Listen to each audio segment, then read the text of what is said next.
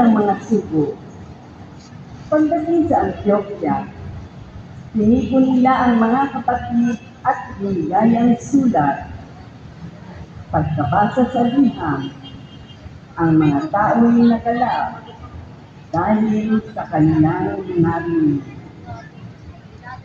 Ang salita ng Diyos. Salamat.